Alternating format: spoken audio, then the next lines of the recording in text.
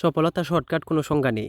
ঘুমিয়ে যদি সফলতা অর্জন করা যাইতো, এই দেশের লক্ষ লক্ষ যুবক ঘুমিয়ে জীবনে সফলতা অর্জন করতে পারতো। দেখেন এই ছোট্ট হাঁসের বাচ্চাগুলা দীর্ঘ একদিনের বাচ্চা বয়স, তখন তাদেরকে নিয়ে আসি আমি ময়মনসিং থেকে।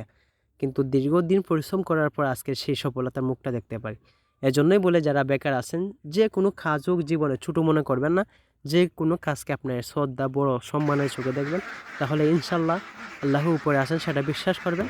কোনো একদিন হয়তো আপনিও নিজে সফল হবেন। হয়তো অল্প কিছু হাঁস দিয়ে শুরু করছিলাম, সেই জায়গায় এতটা আগাইতে পারি নাই।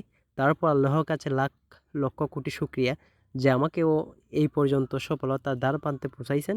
আর অবশেষে হাঁসের বাচ্চা থেকে ডিমগুলো আমি সংগ্রহ করছি। আর আল্লাহর কাছে লক্ষ লক্ষ কোটি শুক্রিয়া জানাই আবারও আলহামদুলিল্লাহ।